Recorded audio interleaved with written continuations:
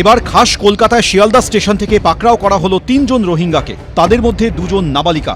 Sealdah GRP সূত্রে খবর, শুক্রবার মধ্যরাতে প্ল্যাটফর্মে 3 জনকে ঘোরাঘুরি করতে দেখে টিকিট পরীক্ষকদের সন্দেহ হয়। তারা আরপিএফকে বিষয়টি জানান। আরপিএফ শিয়ালদা জিআরপিকে বিষয়টি জানায়। শিয়ালদা জিআরপির অফিসাররা ঘটনাস্থলে পৌঁছে তাদের থানায় নিয়ে যান। পুলিশ সূত্রে খবর, 3 জনের কেউই ভারতে আসার বৈধ নথি দেখাতে পারেনি। খাস কলকাতার বুকে গ্রেফতার 3 রোহিঙ্গা। ঘটনাস্থল শিয়ালদা স্টেশন। গতকাল মধ্যরাতে শিয়ালদা স্টেশনে কিন্তু রীতিমতো সন্দেহজনকভাবে ঘোরাফেরা করছিল এই আব্দুল রহমান সহ 2 নাবালিকা। ধৃতদের একজন আব্দুল রহমান, 35 বছর বয়সী এই ব্যক্তির এই ভিডিও ভাইরাল হয়েছে, যেখানে তিনি নিজেকে মায়ানমারের বাসিন্দা হিসেবে দাবি করছেন এবং অনুপ্রবেশের বিষয়টি স্বীকার করে নিয়েছেন। কি নাম আছে আপনার? আব্দুর রহমান। কোথায় বাড়ি আপনার? মায়ানমার। মায়ানমার। দেখান, ওটা দেখান। মায়ানমারে আপনার বাড়ি আছে, তাই তো? ওটা উল্টে দেখান, উল্টে দেখান, উল্টে দেখান, ভালো করে এরকম করে দেখান। মায়ানমারে আপনার বাড়ি আছে না? পুলিশ সূত্রে খবর, ধৃত আব্দুল রহমান মায়ানমারের ঘুষিডং এলাকার বাসিন্দা। কয়েক বছর আগে তিনি ভারতে অনুপ্রবেশ করেন, থাকছিলেন কাশ্মীরে। পুলিশ সূত্রে খবর, আব্দুল রাজমিস্ত্রি পরিচয় কাজ করতেন। ধীরে ধীরে মানব পাচারে হাত পাকিয়ে ফেলেন তিনি। বিশেষ করে রোহিঙ্গা অনুপ্রবেশকারীদের ভারতে ঢোকানোই ছিল তার কাজ। আমাকে ইধার রোহিঙ্গা লোক আছে, বর্ডার পার হওয়ার জন্য কত টাকা নিল? 20,000।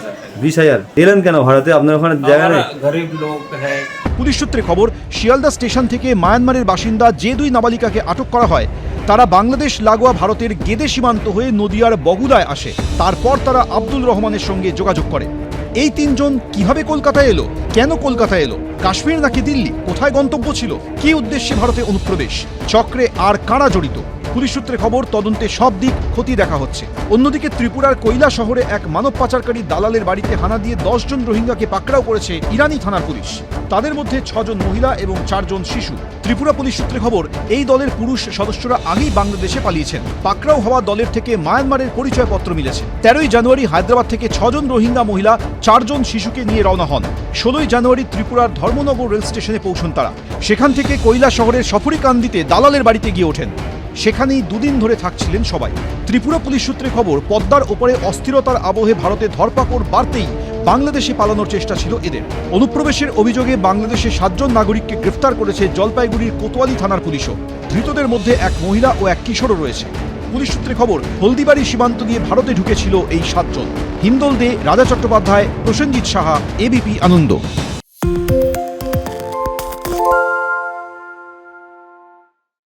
সত্য অন্তহীন, সত্যের খোঁজও তাই, সত্য সন্ধানে তাই আমরা অক্লান্ত, অকুতভয়। এবিপি আনন্দ নতুন ভাবনার প্রতীক, যা মনে মুক্ত, তথ্যে যুক্ত এবং যাবতীয় সীমানার বাঁধন থেকে মুক্ত।